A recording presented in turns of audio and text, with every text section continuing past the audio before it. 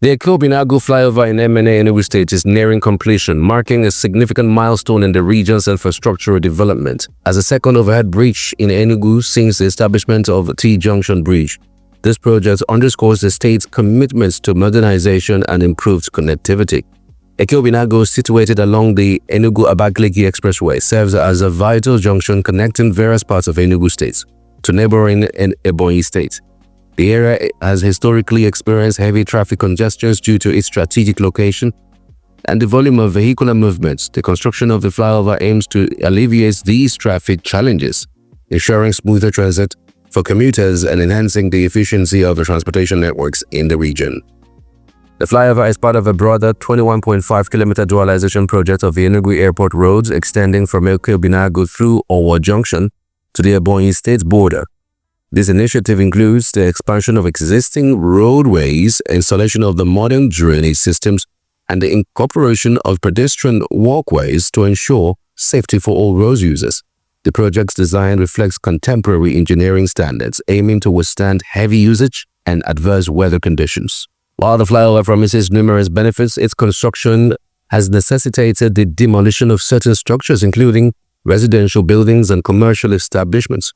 The Enugu State government under Governor Peter Mba's administration has emphasized the long-term advantages of the project, citing improved traffic flow, enhanced safety, and the economic growth. Efforts have been made to engage with affected residents, providing necessary support and compensation where applicable. Upon completion, the Eke Obinagu flyover is expected to boost economic activities, improve transportation infrastructure, will facilitate the improvement of goods and services, attracting businesses and investors to the region. Enhance safety. The separation of the vehicular and pedestrian traffic will reduce the risk of accidents, ensuring safer travel for all. Promote urban development. The project aligns with Enugu State's broader vision of urban renewal, setting the stage for future infrastructural advancement. The Eke Obinagu flyover stands as a testament to Enugu State's dedication to progress and development, by addressing long-standing transportation challenges and laying the groundwork for economic growth. The project embodies the state's commitment to building a brighter future for its residents. A bold vision is taking shape in the heart of Enugu State. A new era is being paved, quite literally, as the Peter Mba administration delivers on its promise to redefine infrastructure and digital innovation. Here, along the long-anticipated dual carriageway leading to the futuristic Enugu Smart City, construction machines roll to the life day and night. This is not just a road, it's a runway to the future. Twin bridges, bold, beautiful, and built to last, now span across previously impassable terrains, almost ready to welcome thousands of vehicles. The signal a new kind of journey, a journey towards possibility. This is not ordinary road construction. Every inch of this highway has been engineered with vision. Covered drainage channels to combat flooding, modern street lighting to ensure nighttime safety, and an intelligent network of surveillance cameras to guarantee security and seamless traffic management. But what lies at the end of this remarkable road? The new Enugu Smart City, a digital wonderland designed to power innovation, attract global investment, and create thousands of tech-driven jobs. A city where broadband infrastructure meets world-class living, and where the youth of Enugu will find new frontiers to conquer. This road is only a piece of the puzzle. Under the Peter Mba's leadership, Enugu is witnessing an infrastructure renaissance. Water now flows in taps that were once dry thanks to the 180-day water revolution. Health centers are being upgraded with digital health records and smarter emergency response systems. Education is going digital with smart classrooms, broadband-enabled learning, and teacher retraining programs.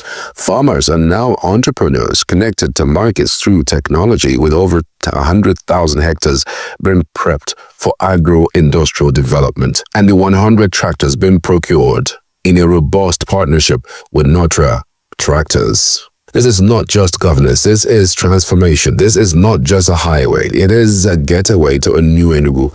And as the twin bridges rise and the smart city draws closer, one message becomes crystal clear. The future is no longer a dream, it is being built right before our own eyes. Particular story I want to track back a little bit. I remember that sometime in January, the Enugu state government partnered with the Landmark Group in order to redevelop the Eke Lake Resort into a world-class holiday and leisure destination through a 35-year lease agreement. The Landmark Group plans to invest an initial 10 billion naira to upscale this resort's facilities, which will include redesigning rooms, adding luxury spas, waterfront villas, and various recreational amenities. The redevelopment is expected to generate over 5,000 direct and indirect jobs and attract local, diaspora, and international tourists, boosting Enugu State's internally generated revenue (IGR). The deal will see the 150-hectare Eke Lake Resort transformed into a modern, high-end getaway, offering premium accommodation and top-tier recreational experiences. The transformation is a part of Landmark Group's commitment to creating luxury leisure destinations across Africa. The partnership is expected to create significant financial benefits for Enugu State, including job creation and increased tourism revenue. So that's actually the summary of what this partnership would actually do. But I really don't know if you have visited Eke Lake Resort up until when Ugochi Madueke became the MD of that particular hotel. The hotel was in comatose, and that's largely because of our culture. We're in love with good things, but we have a culture of not maintaining good things, and that's the truth. I can give you several examples. So from our stadiums to government-owned offices. Go to just try as much as you can to go to any government offices that you know about. It is crazy.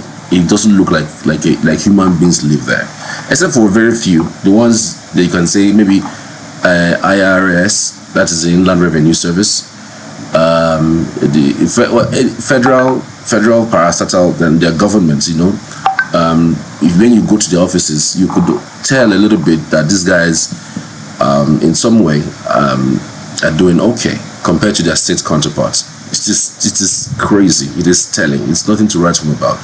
Now, government knows over time that they're not people who can manage business. And in fact, so many persons have said that there's no business in government running business. That sometimes you just have to leave it to the professionals to run businesses for you.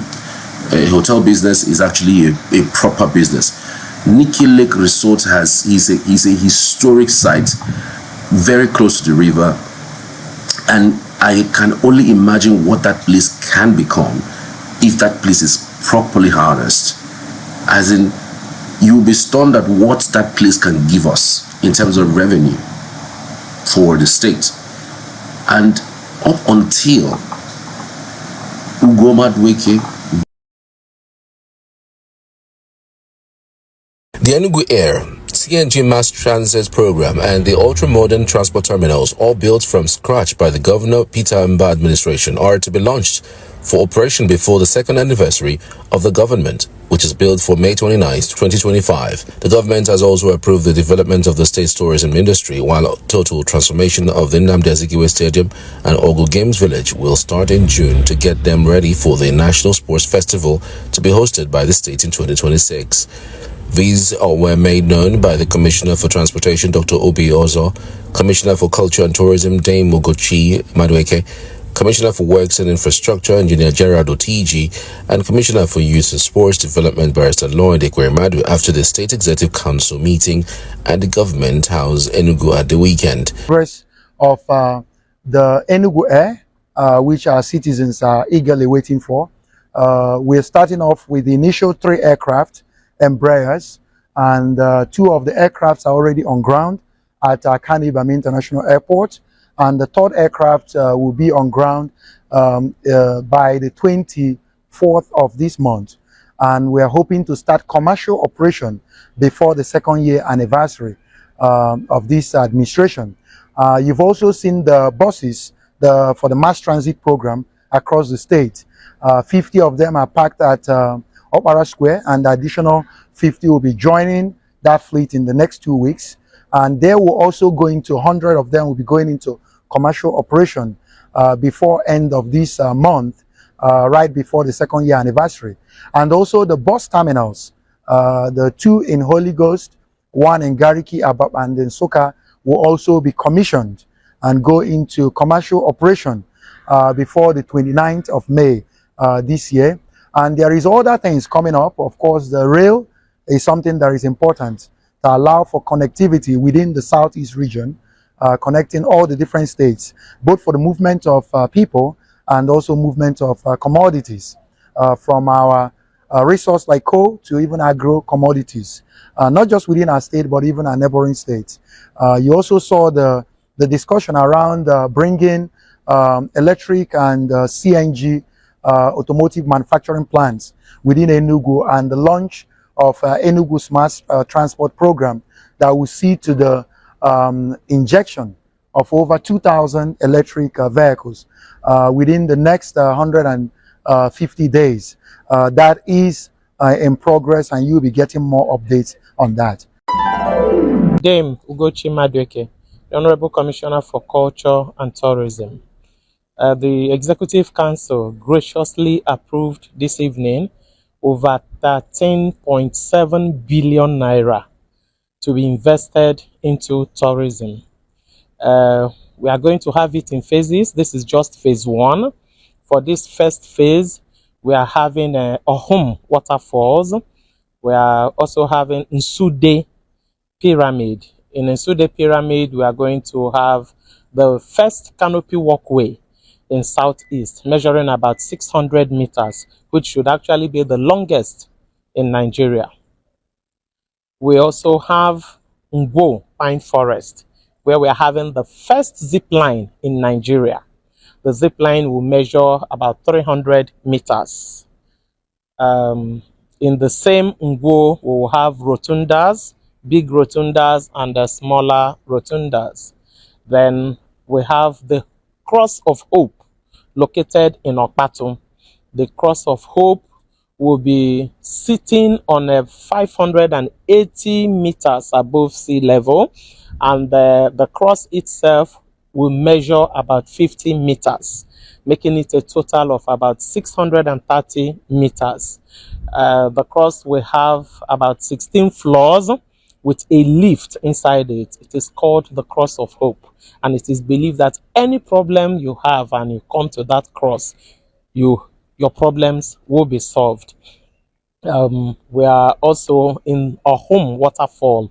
We're going to also have another canopy walkway and a board walk, saving the water. So for now, this first phase, these are the things we are going to do. Ahead of the 23rd edition of the National Sports Festival in Enugu 2026, Barrister Eke Obinagu said the State Executive Council had equally directed the commencement of the work both at the Nnamdi Azikiwe Stadium and Ogu Games Village for not later than June. We also briefed the council on the progress made on establishing a lab for animation for young people in Enugu State, which His Excellency will be commissioning soon. The lab is ready. We are similarly working towards empowering over 2,100 young people across the state who were trained around December last year. This empowerment will be coming up on the 12th of August, being the International Youth Day, Eke Obinagu concluded. And that's all your updates for the past weekend. Many thanks. Have yourself a beautiful week just ahead.